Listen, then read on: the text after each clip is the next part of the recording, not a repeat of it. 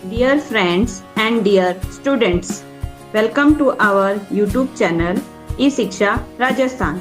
Let's start the class. Good morning बच्चों, आप सब कैसे हो? मैं बबीता आज मैं आपके साथ क्लास 5th का थर्ड चैप्टर शेयर करना चाहती हूँ. वो है क्या है बच्चों? Multiplication and division. इसी को हिंदी में कहते हैं मल्टीप्लिकेशन यानी गुणा करना और डिवीजन यानी भाग देना. मल्टीप्लाई करते हैं तब सम्स को जब हम एक आपस में गुणा करते हैं तब हमें बड़ी डिजिट्स मिलती है, पर जब हम डिवीजन करते हैं तब हमें उस चीज के छोटे वर्ड्स मिलते हैं. यानी कि जब हम 5 मल्टीप्लाई 4 इज इक्वल टू 20 यानी ये वर्ड बड़ा मिलता है, जो काउंटिंग आती है वो बड़ी आती है. पर जब हम डिवाइड करते हैं जैसे 20 divided by 4 is equal to 5 यानी 5, ये छोटी डिजिट्स आती है. हम जब मल्टीप्लाई करते हैं तब तो बड़ी डिजिट आती है और जब डिवाइड करते हैं तब छोटी डिजिट आती है ना बच्चों? जैसे कि हम कुछ करके देख लेते हैं. जैसे सबसे पहले हम मल्टीप्लिकेशन के बारे में समझते हैं. मल्टीप्लाई जैसे 5 मल्टीप्लाई 4 इज इक्वल टू 20.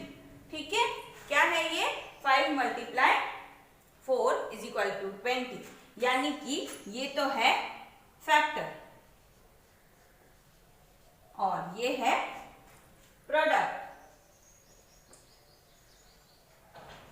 जब दो फैक्टर्स को मल्टीप्लाई करते हैं तो जो उसका आंसर आता है उसे कहते हैं प्रोडक्ट. कितना आसान है समझने के लिए. ये 5 और 4 क्या है? फैक्टर. हमारे फैक्टर यानी जिन दो चीजों को हम आपस में गुणा करते हैं, मल्टीप्लाई करते हैं, उसे कहते हैं फैक्टर. और जो हमारा आंसर आता है उसे हम कहते हैं प्रोडक्ट. अब इसी तरीके से हम डिवीजन के लिए देखते हैं. जैसे कि डिवीजन है 20 divided by 4 is equal to 5 यानी जब 20 में हम 4 का भाग देंगे तब हमें आंसर क्या मिलेगा? 5. इसी कहते हैं डिविडेंड. इसे कहते हैं डिवाइजर और इसे कहते हैं क्वोशिएंट. ठीक है बच्चों, कितना आसान है ये समझने के लिए. उसमें था फैक्टर और इसमें है डिविडेंड, डिवाइजर और क्वोशिएंट. यानी कि जिसमें हम 20 में जिसका 4 का डिवाइड करेंगे तो ये होगा डिविडेंड यानी हम इसमें डिवाइड कर रहे हैं, पर हम किससे कर रहे हैं? 4 से कर रहे हैं, तो वो होगा डिवाइजर. और 5 यानी जो आंसर निकला वो है क्वेश्चन. जैसे कि मैं इन दोनों के बीच की आपको टर्म समझाती हूँ कि कैसे ये दोनों लगभग सिमिलर्स होते हैं, इनके आंसर्स सिमिलर्स आते हैं. जैसे कि 3 बॉक्सेस में कुछ पेंसिल्स रखी हुई है. ये बच्चे, मैंने आपको क्या कहा? जैसे कुछ बॉक्सों में पेंसिल रखी हुई है. ये बॉक्सेस कितने हैं? चलिए गिनते हैं. 1 2 3 4 5. कितने बॉक्सेस हैं? 5. और इन सबके अंदर कितनी कितनी पेंसिल्स हैं? सबके अंदर 3 पेंसिल्स है. और हमें क्वेश्चन पूछा गया है कि सारी पेंसिल्स कितनी होगी जो इन पांचों बॉक्स में है. अब हम ऐसे काउंट करेंगे तो हमें कितना टाइम लगेगा? 1 2 3 4 5 6 7 8 9 10 11 12 13 14 15. इसका आंसर आ गया है आपके 15.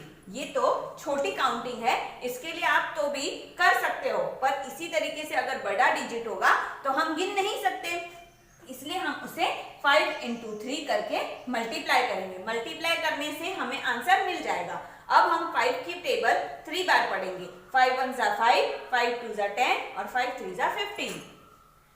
अब देखिए ये आंसर और ये आंसर बिल्कुल सेम है ना? बिल्कुल सेम आ गया, पर इसमें हमें एक एक काउंट करना पड़ा और इसमें हमें काउंट नहीं करना पड़ा, सिर्फ 5 की टेबल पढ़नी पड़ी. चाहे आप 3 की टेबल 5 बार पढ़िए या 5 की टेबल 3 बार पढ़िए, सेम आंसर ही होगा.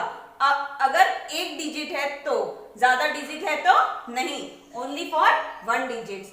इसी तरीके से मैं आपको एक और एग्जाम्पल लेके बताती हूँ, जो है बलून्स का। किसका है? आपको बलून्स बहुत अच्छे लगते हैं। आपसे कहा ना कि आपको बलून्स पसंद है, इसलिए मैं बलून्स का बताऊंगी। अब देखते हैं कि इसमें कितने बॉक्स है और वो किस तरीके से काउंट करेंगे। चलिए देखते हैं। अब हम बॉक्स काउंट करते हैं। 1 2 3 4 5। कितने हैं बच्चा? 5। इसको हम मल्टीप्लाई करेंगे। पर बॉक्स में कितने हैं, कितने बलून्स है? देखो 1 2, यानी 1 2, 2 है तो हमें 2 करना है। अब 5 मल्टीप्लाई जब 2 के साथ करेंगे तो कितना आएगा? 10। चलिए हम बलून्स को भी गिनते हैं। 1 2 3 4 5 6 7 8 9 10। यहाँ पे भी 10 आ गया। देखिए, है ना सेम आंसर। ठीक है, कितना आसान हो गया। हमें मल्टीप्लाई करने से हमें कितना आसानी से इसका आंसर मिल जाता है। इसी तरीके से जब डिजिट बड़े बड़े होते हैं तो हम ऐसे गिन नहीं सकते एक एक को, तब इस मल्टीप्लाई को हम आसानी समझ सकते हैं। अब बच्चों, जो मल्टीप्लाई और डिवीजन है वो लगभग सेम है। इसमें जो भी डिजिट्स आते हैं वो सेम आते हैं। जैसे 2 को मल्टीप्लाई किया हमने 10, ठीक है, सही आंसर आ गया। अब हम देखते हैं, ऐसे क्वेश्चन पूछा जाए कि आपके पास 10 बलून्स है जिसको आपको 2 बच्चों में बराबर बराबर बांटना है, तो आप क्या करेंगे? 2 से 10 को डिवाइड करेंगे। क्या करेंगे? डिवाइड करेंगे। तब आपका क्या आंसर आएगा? 5। अगर आपको ऐसे पूछ दिया जाए कि आपके पास 10 बलून्स है और उसे 5 मेंबर्स में यानी 5 बच्चों में आसानी से बांटना है, तो आप क्या करेंगे? 10 को 5 से डिवाइड करेंगे। तब क्या आएगा आपका आंसर? 2, है ना? बिल्कुल सेम, सही हो गया। अब आप इसमें देखो कि इसमें भी 5 और 2 और 10 3 डिजिट्स आते हैं, जबकि इस जो हम डिवीजन करते हैं इसमें भी वही डिजिट्स है। ये देखिए 2 5 5 2 10 10, यानी कि जो मल्टीप्लाई और डिवीजन होता है लगभग उसमें सारे जो डिजिट्स आते हैं वो लगभग सेम आते हैं, क्योंकि डिवीजन और मल्टीप्लाई जो है वो आपस में कॉन्टैक्ट है, एक दूसरे के साथ मिला हुआ है। आप जब भी मल्टीप्लाई करेंगे तो डिवीजन भी कर सकते हैं और डिवीजन करेंगे तो मल्टीप्लाई भी कर सकते हैं। इसी तरीके से एक और एग्जाम्पल लेके देख लेते हैं, है ना? चलिए, क्या एग्जाम्पल लेंगे हम? 5 मल्टीप्लाई 3 इज इक्वल टू 15। हो गया आंसर। अब हम इसी को डिवाइड करके देखते हैं कि हमारा आंसर यही आता है कि नहीं। जैसे कि आपके पास 15 पेंसिल्स है जो आपको बराबर बराबर 3 स्टूडेंट्स में बांटनी है, तो आप कैसे करेंगे? 3 स्टूडेंट्स को मतलब 15 को 3 से डिवाइड करेंगे, तब आपका क्या आंसर आएगा? 5। अब हम देखेंगे तो एक और देख लेते हैं। जब ऐसे क्वेश्चन पूछा है कि 15 is divided by 5 is equal to 3, यानी कि अगर आपके पास 15 पेंसिल्स है और वह 5 लोगों में बांटनी है, बच्चों में बांटनी है, तो वो कितनी कितनी आएगी? सबको 3-3 आएगी। पर जब 15 बच्चे हैं और 15 पेंसिल्स है और 3 ही बच्चे हैं, तो वो पर बच्चे को कितनी आएगी? 5 पेंसिल। यहाँ पे देखिए, यहाँ पे भी 5 3 और 15 3 डिजिट्स है और वही सब यहाँ पे भी है। देखिए, है ना सिमिलर बिल्कुल। यानी कि डिवीजन और मल्टीप्लाई और डिवीजन ये आपस में बिल्कुल सेम है, यानी कि आप मल्टीप्लाई और डिवीजन को आपको अच्छी तरीके से समझना आ जाएगा। अब हम इसका बड़ा वाला डिजिट सॉल्व करके देखते हैं। जैसे जैसे आप बड़ी क्लासों में जाएंगे वैसे वैसे मल्टीप्लाई जो है वो बढ़ता जाएगा, और आपके लिए जैसे पहले तो ऐसे आते थे 3 मल्टीप्लाई 5 यानी 15। धीरे धीरे आपको 2 डिजिट्स के आने लगे, जैसे 2 4 मल्टीप्लाई 2 4 जा 8 और 2 2 जा 4। ये तो बिल्कुल आसान है क्योंकि आपने छोटी टेबल्स हैं और ऊपर भी डिजिट है वो भी छोटे हैं, इससे आपको प्रॉब्लम नहीं होगी। अब जैसे एक और लेके देखते हैं, मल्टीप्लाई 2। मैंने आपको छोटे डिजिट से इसलिए दिखा रही हूं कि आपको आसानी से समझ में आ जाए। अब जैसे 2 की टेबल हम 6 बार पढ़ेंगे तो कितने आएंगे बेटा? राइट, 12। 12 में 2 तो हम यहां रखेंगे और 1 कैरी लगाएंगे। जैसे हम इसमें प्लस करने में करते हैं, ऐड करने में जब ऊपर लेके जाते हैं और कैरी लगाते हैं, उसी तरीके से आपको मल्टीप्लाई में भी कैरी लगाना है। ये नहीं भूलना कि आप यहीं पे 12 पूरा लिख दे, इससे आपका आंसर बिल्कुल गलत हो जाएगा। बच्चे कैसे करते हैं, जैसे 2 6 12, 2 2 4, ये आंसर कर देते हैं, जबकि ये बिल्कुल गलत है। ऐसे नहीं करना है, ये प्रॉपरली गलत है, क्योंकि कैरी तो हमें ऊपर लेके जाना ही पड़ेगा।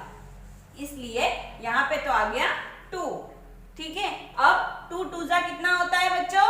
करेक्ट, 4। पर यहाँ पे आपको 4 नहीं लिखना है। क्यों? क्योंकि आपको इसको कैरी को भी तो प्लस करना है ना बच्चों, ऐसे कैसे बोल सकते हो? हाँ, बिल्कुल ध्यान रखना है आपको। तो 2 2 4 प्लस 1 5, यानी कि इसका आंसर आपको ये मिल जाएगा। कितना आसान हो गया आपको समझने के लिए। अब हम इसे बड़े डिजिट्स में ले लेते हैं, जैसे कि आपका है 24 और नीचे है 23। 2 डिजिट्स के मल्टीप्लाई। अब हम क्या करेंगे? 3 4 12, कैरी ले लेना, भूलना मत। फिर 3 2 6, 6 प्लस 1 7। आ गया आंसर, कितना आसानी से हो गया। पर अब कैसे करेंगे? ये तो दूसरा एक और बाकी है। अब इसके लिए इसे हमें भूल जाना है और 2 को मल्टीप्लाई करना है 4 से। पर बच्चों, इसमें एक चीज आपको ध्यान रखनी है, ये किस जगह पे है? सॉरी, टेंस की जगह पे। किस जगह पे?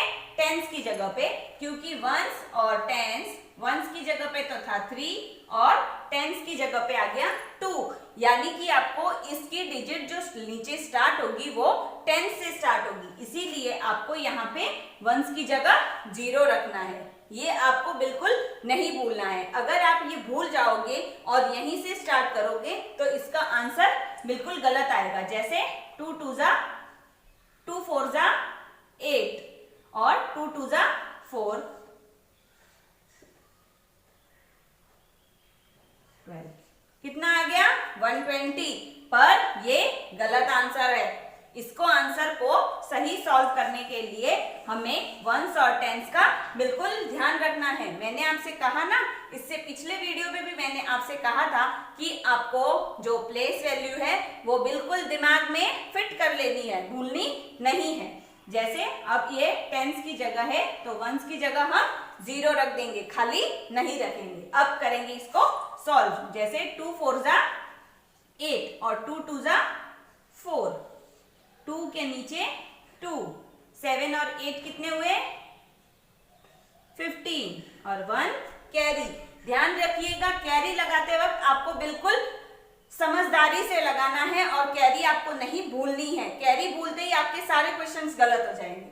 4 + 1 5 आ जाएगा। हो गया ना आंसर? देखिए, वो आंसर आ रहा था 120 और ये है 552। कितना अलग है आंसर, है ना? इसलिए इसी तरीके से आपको ध्यान रखना है। इसकी जगह अगर यहाँ पे 3 डिजिट्स के नंबर होते, देखो मैं एक और एग्जांपल बता देती हूँ। जैसे कि 2 3 4 3 2 2। अरे बाप रे, ये तो नीचे 3 डिजिट्स आ गए, अब और टफ हो गया। ऐसे कैसे सॉल्व करेंगे? चलो मैं बताती हूँ। 2 4 8, 2 3 6, 2 2 4। अब तो ये आसानी से सॉल्व हो गया, पर इसे वंस टेंस में डालिए। वंस, टेंस और 100, 2 2 और 3। समझ में आया आपको? 3 जो है वो 100 की जगह पे है, सेकेंड 2 है, ये है टेंस की जगह पे, और फर्स्ट है वंस की जगह पे। वंस वाला तो हमने सॉल्व कर लिया। अब इस टेंस वाले की बात आई, तब हम वंस की जगह 0 लगाएंगे। क्या लगाएंगे? 0 लगाएंगे। अब 2 4 8, 2 3 6, 2 2 4। अब आई 3 की बारी, जो है 100 की जगह पे, यानी आपको क्या करना है, 2 जीरो लगाने हैं, 100 बनाना है, ठीक है ना। ये बिल्कुल आप ध्यान में रखिएगा, ये अगर 2 जीरो आपने नहीं लगाए तो बिल्कुल भी गलत हो सकता है। 3 4 जा 12, 12 का यहाँ पे कैरी लगानी है, क्योंकि हमने इसकी टेबल इसके साथ पढ़ी है, हम सेकंड टेबल इसके साथ पढ़ेंगे, इसलिए इसमें कैरी लगाएंगे, ठीक है। अब 3 3 जा 9 प्लस 1 10, फिर आ जाएगा 3 2 जा 6 प्लस 1 7। अब हम इसे प्लस करना है, 8 और 6 14 6 7 8 9 4 30, 4 प्लस 1 5 और 7, ऐसे ही हो गया ना। कितना बड़ा है पर कितना आसानी से सॉल्व हो गया, आपको समझ में आया कि नहीं। देखिए, इसे आसानी से सॉल्व करने के लिए एक तो आपको वन स्ट्रेंथ का ध्यान रखना होगा और एक इनमें गैप मेंटेन रखना पड़ेगा। अगर आप इसको ऐसे 4 6 8 2 4 7 ऐसे करके प्लस करेंगे तो आप 100% मिस्टेक करेंगे, इसलिए आपको इसके बीच में इस तरीके का गैप रखना है और वर्ड्स के नीचे ही वर्ड्स लिखना है। अब आपके लिए मल्टीप्लाई आसानी से हो गया है ना बच्चों। अब आगे इसके आगे हम डिवीजन का देख लेते हैं, डिवाइड का एग्जाम्पल लेके देखते हैं। हमने मल्टीप्लाई के तो सारे एग्जाम्पल देख लिए, अब डिवीजन के देख लेते हैं। कैसे देखेंगे, जैसे आपको कह दिया गया है कि 10 इज डिवाइडेड बाय 2।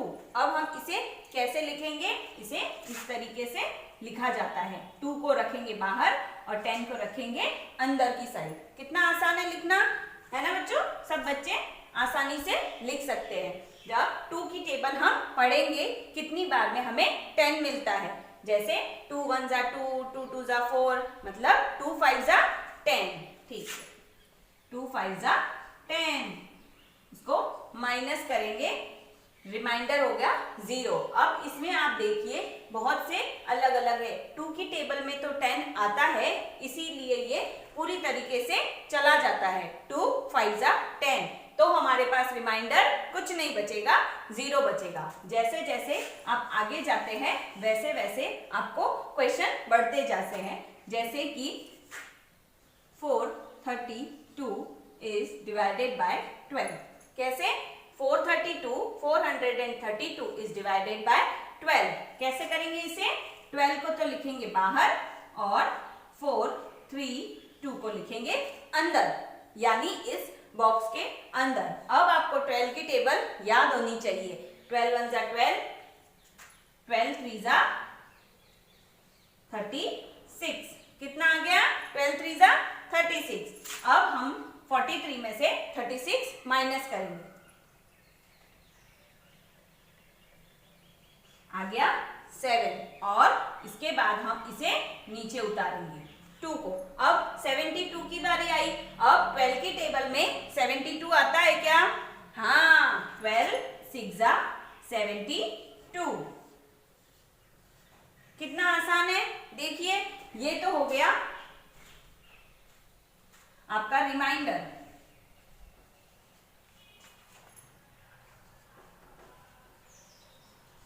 ये हो गया क्वेश्चन।